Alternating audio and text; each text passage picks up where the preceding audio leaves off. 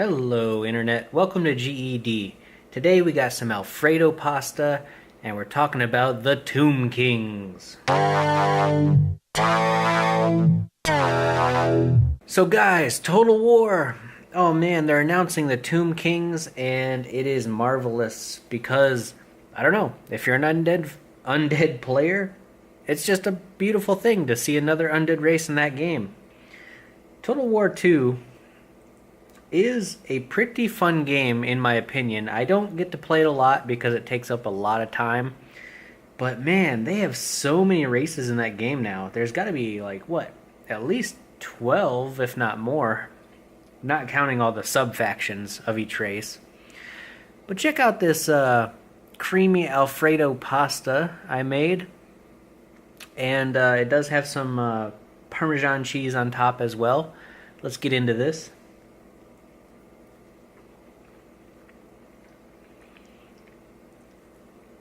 Oh yeah, just a hint of bacon in that sauce.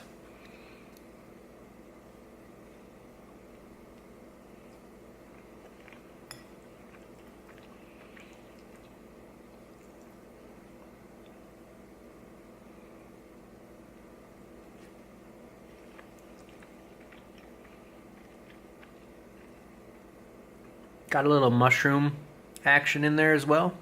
A little bit of mushroom. So, I myself, I'm not a huge undead player per se, but the Tomb Kings have such an interesting style to them. That ancient Egyptian theme with constructs, all sorts of crazy built, it's hard to explain, like automated mechatronic creatures, I want to say, but they're not, like robots. They're all living constructs, so it's pretty cool. And then, of course, the Tomb Kings go off their own will, so they don't follow the same mechanics in-game as the vampire counts. And it's yet to be fully told what their mechanic will be, but it's something akin to the Dark Elves, where over time in combat they get certain buffs or a certain healing factor based on how many units are killed in the battle. That's kind of cool.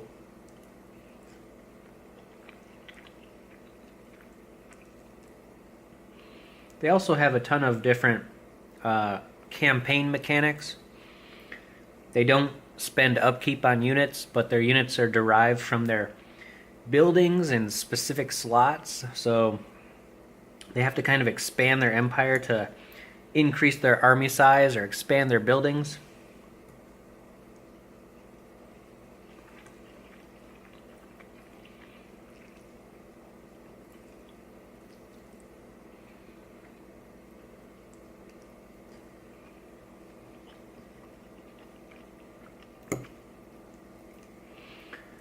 Also, yes, they do have their catapult and their ranged archer units from in the tabletop game, so going to be the first undead race that actually has ranged combat.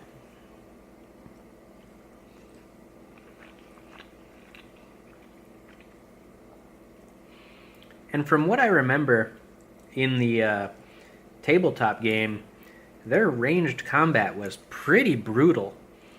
Like, they had archers and chariots and their catapults, and all of this stuff did crazy to hit rules and fear mechanics and poison mechanics, and it's going to be interesting how they kind of play out, especially also weaving in their magical abilities. Which again, in the tabletop, gave their units like crazy amounts of in-combat buffs, so expect to see a lot of like very similar to what the vampire counts have now, where it just boosts their movement speed and attack speed and all that stuff. Guys, they also have that huge Titan shown in the trailer, and if you haven't seen the trailer, just go YouTube Tomb Kings trailer and watch the huge Titan laser beam some people down.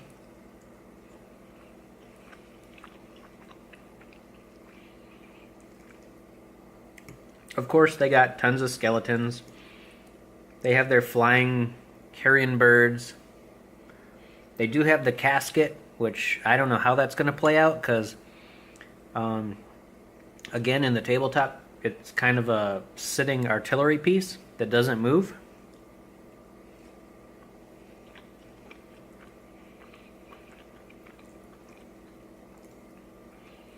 I like this tri-colored garden pasta. It's got a little bit of flavor in there. But if you're a true Alfredo fan, you'll use like linguine or fettuccine or some sort of long noodle.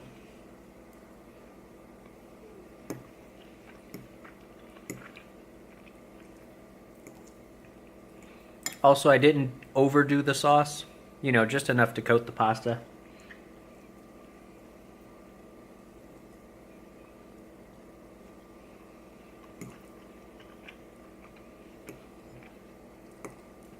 So guys, what do you think about the Tomb Kings?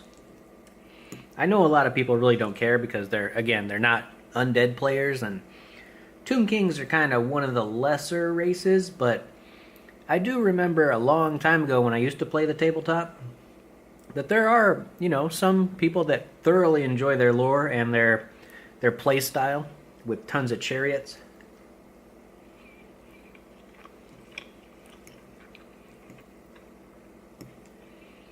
Although I think in the new, you know, Total War 2 version, they are going to have chariots, but they're not going to be as center focus as they really were in the tabletop game.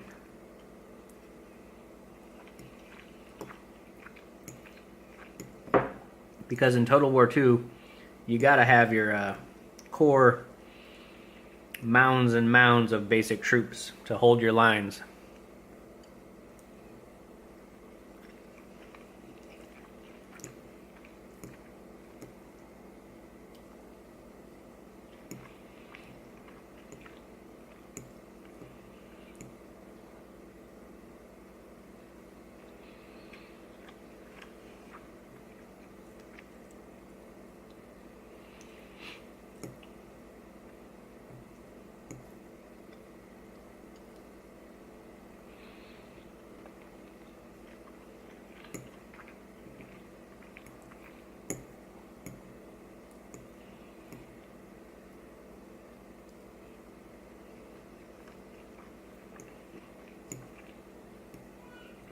Also, the Tomb Kings were technically the first vampires, although they're a different bloodline of vampires. They were technically kind of the first beings to embrace the undead side of things. Although a lot of their lore tends to lean towards trickery in the afterlife. But, you know, it's a long read, so I recommend, if you're into that, going to check it out yourself.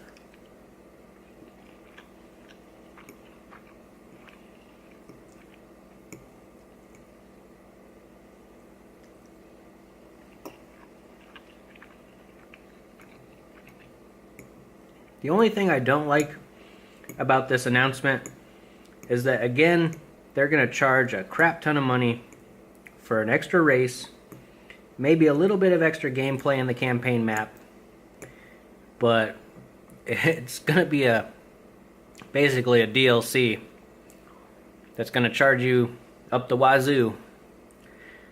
So, I may or may not buy it. I'm not sure. I'm sitting on the fence right now, but I really want to see what they look like first, how they play, and if they're really cool, if they really, you know, hit a high note, I'm thinking about buying it.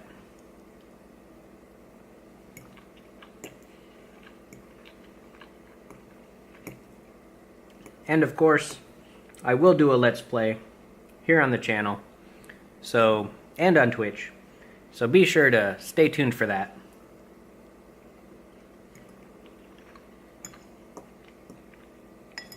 The bottom of this has all those mushrooms in there. Check that out. Check out all those mushrooms.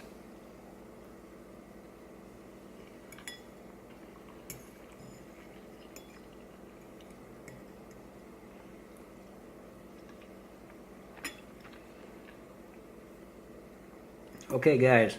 So, as we wrap this up, let me know your thoughts on the Tomb Kings, on paying money for the Tomb Kings. Is it worth it? Will it be a neat additional race to the Warhammer world? They still got a lot to go. They can expand practically forever. Even make a third game, which I believe they are trying to do. So, remember to game, eat, and discuss, and I will catch you later.